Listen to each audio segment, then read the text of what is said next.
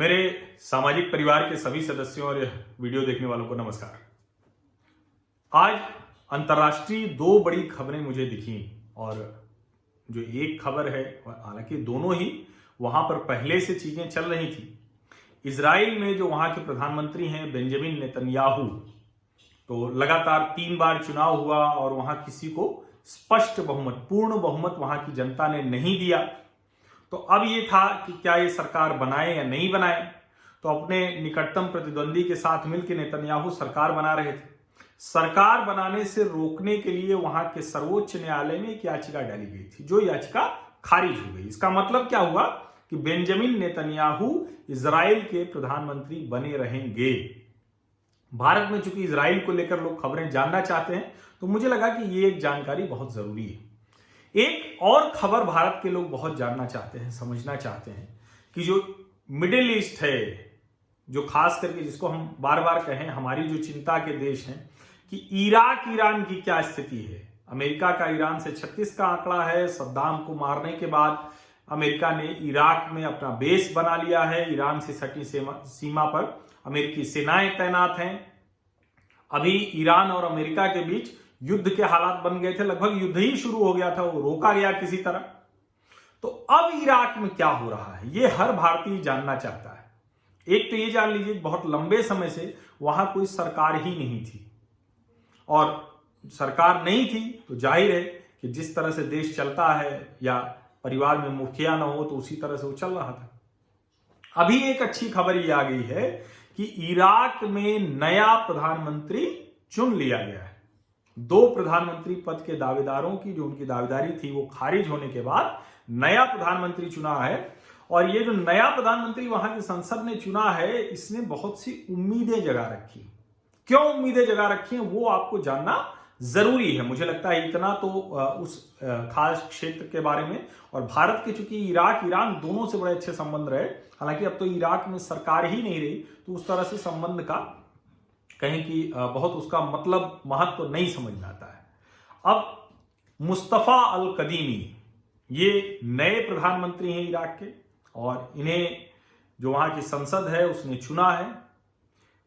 पूर्व खुफिया प्रमुख रहे हैं, राजनीतिक बहुत नहीं रहे हैं, इसलिए इनके ऊपर बहुत बैगेज नहीं है, बहुत ऐसी चीजें नहीं है।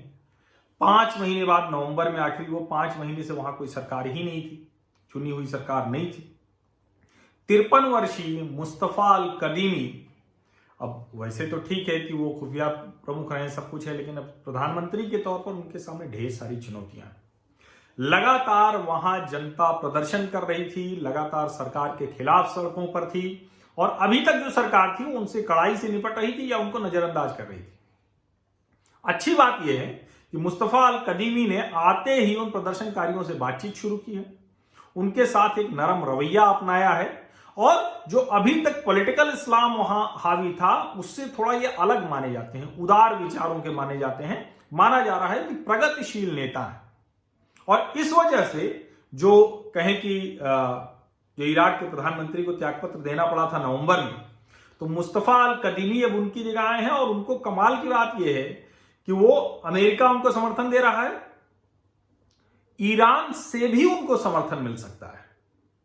और ईरान में जो राष्ट्रवादी शिया पार्टियां हैं, शिया मुसलमानों की पार्टियां हैं, वो पूरी तरह से कदीमी के साथ हैं। मुस्तफा अल कदीमी, एक और जो बड़ी चीज है कि अभी उनके ऊपर सीधे कोई आरोप नहीं है, चूंकि सीधे राजनीति में नहीं थे। पहले की सरकार के खिलाफ जो प्रदर्शन हो रहा था वो भ्रष्टाचार, नौकरी नहीं, इन सब वजहों से हो रहा था। अभी वहां जो स्थिति खराब हो, चाइनीज वायरस, कोरोना का डर है। हालांकि उस इलाके में सबसे अच्छी स्थिति में इराक है। इराक में सिर्फ 2500 मामले हैं, 2500, वहां बड़ा प्रतिबंध लगा हुआ है। तो सबसे बड़ी चुनौती कदीमी के सामने यही है कि कैसे वो अर्थव्यवस्था को खोलेंगे। इराक कैसे ओपनिंग अप ऑफ इकोनॉमी करेगा, कैसे खोलेगी वहां की अर्थव्यवस्था।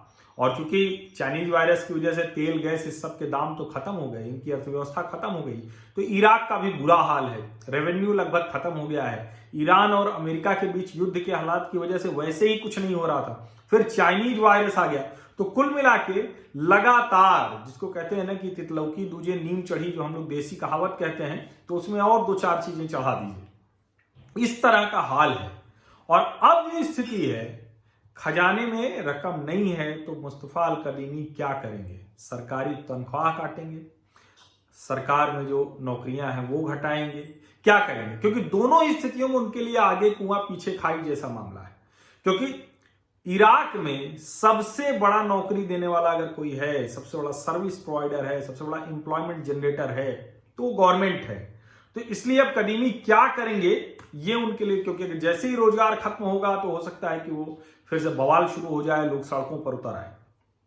अब इसके साथ वो करना पड़ेगा कि आप कैसे इकोनॉमी खोलते हैं, क्योंकि आप जैसे इकोनॉमी खोलेंगे वैसे वैसे जो रेवेन्यू फ्रंट है उसको आप कुछ ठीक कर पाएंगे। लेकिन ये बड़ा राजनीतिक फैसला है, रणनीतिक फैसला है जो उनको लेना है। और इसके साथ साथ उनको ये भी संतुलन बना के रखना है कि अमेरिका और ईरान के साथ कैसे वो संतुलन बना पाए। और चूंकि बार बार मैं कह रहा हूं कि मुस्तफा अल कदीमी के आने से उस पूरे क्षेत्र में बेहतरी की उम्मीद की जा रही है। ईरान के साथ भी माना जा रहा है कि ईरान भी एक्सेप्ट कर रहा है, जो कहें कि अमेरिका और ईरान के बीच में जो झगड़ा है उसमें वो एक मिडिल पॉइंट जैसे है।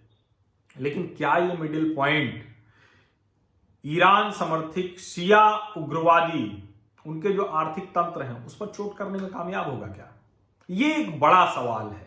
और साथ ही क्या कदीमी माइक पॉम्पियो को, अमेरिका को ये तैयार कर पाएंगे कि ईरान से सटी हुई जो इराक की सीमा है, जिस पर अमेरिकी सेना ने डेरा जमाया हुआ है, अमेरिकी सेना जमी हुई है, क्या वो कर पाएंगे?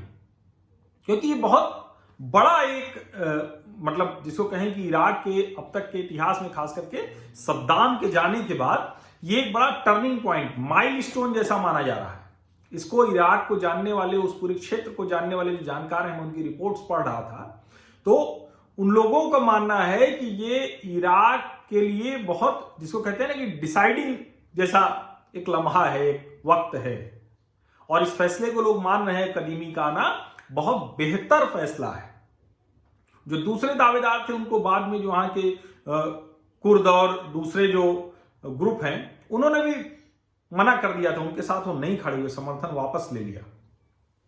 और एक जो सबसे बड़ी चीज है कि कदीमी के अमेरिका और यूरोप दोनों जगहों पर लोगों से बहुत अच्छे संबंध है। क्यों है? क्योंकि 1985 में जब वो इराक से भागे थे तो लगभग इंग्लैंड और अमेरिका इन्हीं सब जगहों में वो रहे। और वो इराक मेमोरी फाउंडेशन के डायरेक्टर भी रहे, जिसने सद्दाम की एट्रोसिटीज पर वो डॉक्यूमेंट्री बनाई थी। मुस्तफा अल कदीमी बगदाद विश्वविद्यालय से कानून के डिग्री होल्डर हैं, यानी लॉ डिग्री होल्डर हैं। कुछ समय उन्होंने, जब वो निर्वासन में थे तो उन्होंने पत्रकारिता भी की थी। तो कई तरह का प्रोफाइल अपने में संजोए हुए हैं, सहेजे हुए हैं। अब इस सब में हो सकता है कि वो कुछ बेहतरी कर पाए। अच्छी बात यह है कि बेहद डिप्लोमेटिक किस्म के वहां के राष्ट्रपति हैं जो बरहम सालिह। तो बरहम सालिह को वैसे कोई बहुत ताकत नहीं है, लेकिन वो डिप्लोमेटिक बहुत हैं, पर्दे के पीछे बहुत कुछ करते रहते हैं, नियंत्रण लिए रहते हैं। सालिह के भी ये नजदीकी हैं मुस्तफा अल कदीमी। और चूंकि जो सबसे अच्छी चीज है कि जो राष्ट्रवादी शिया मुसलमान हैं, यानी ऐसे मुसलमान जो शिया हैं लेकिन ईरान के साथ नहीं जाते हैं, वो कह रहे हैं कि इराक हमारा राष्ट्र है, हमारी नेशनलिस्टिक फीलिंग जो है, जो नेशनल कनेक्ट है, राष्ट्रीय जो जुड़ाव है, उसको वो महसूस करते हैं। और इसीलिए माना जा रहा है कि चूंकि जो कदीमी के पहले जो अदनान अल जुर्फी उनका समर्थन जो कुर्दिश और सुन्नी खेमा था उसने भी नहीं किया। तो इसे बड़े पॉजिटिव के तौर पर देखा जा रहा है। तो कुल मिलाकर हम ये मान सकते हैं कि जो पूरा ये क्षेत्र जो बहुत खराब स्थिति में है, इसको बर्बाद कर दिया अमेरिका और वहां के लोगों की लड़ाई ने, ईरान, मतलब बहुत बुरे हाल हैं। वो हो सकता है कि कुछ बेहतरी हो पाए।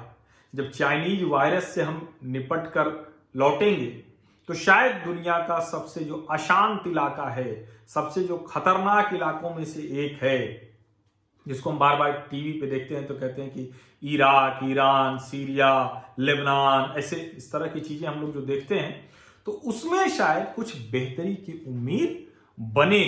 और अगर इराक से वो शुरुआत हो पाती है, इराक इस काम को कर पाता है, तो शायद आने वाले दिनों में जब बदली हुई दुनिया होगी, जिसको हम जियो पॉलिटिकल इक्वेशंस बदलने की बात कर रहे हैं, तो ये भी एक बहुत बड़ा बदलाव दुनिया को देखने को मिलेगा।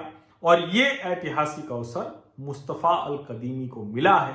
अब देखिए वो इसका प्रयोग कैसे करते हैं। हम तो सकारात्मक सार्थक ही उम्मीद करेंगे। बहुत बहुत धन्यवाद आप सभी लोगों का। और अगर आप चाहते हैं कि कुछ अंतर्राष्ट्रीय खबरें उसकी भी चर्चा होती रहे, बीच बीच में मैं करता हूं जब बहुत जरूरी मुझे लगता है कोई बड़ा बदलाव हुआ है तो उसकी बात मैं करता हूं, क्योंकि एकदम से रोज इंटरनेशनल बातें करेंगे तो दूसरी जो बातें हैं छूट जाएंगी। तो मुझे लगता है कि यहाँ की बातें सबसे महत्वपूर्ण है, लेकिन अंतर्राष्ट्रीय जगत में भी कुछ नया होगा, कुछ बदलने वाला होगा, एकदम से टर्निंग पॉइंट होगा, तो वो भी खबर आपको इस यूट्यूब चैनल पर, मेरे इस यूट्यूब चैनल पर मिलेगी आपको। और इसके लिए आपको सब्सक्राइब करना है, नोटिफिकेशन वाली घंटी दबानी है, जिससे कि हमारा सामाजिक परिवार बड़ा होता जाए, हमारी आवाज की ताकत ज्यादा बेहतर होती जाए। और यकीन मानिए कि इस आवाज की ताकत का इस्तेमाल किसी को डराने में, किसी को धमकाने में, किसी को भड़काने में, कोई विभाजन करने में, कोई एजेंडा चलाने में या किसी बाजार की ताकत के दबाव के लिए नहीं होगा। इस बढ़ती जो ताकत है आपकी आवाज की, सामाजिक परिवार की, उसका प्रयोग सिर्फ और सिर्फ सार्थक सकारात्मक चर्चा के लिए और समाज में सार्थक सकारात्मक बदलाव के लिए ही किया जाएगा। बहुत बहुत धन्यवाद।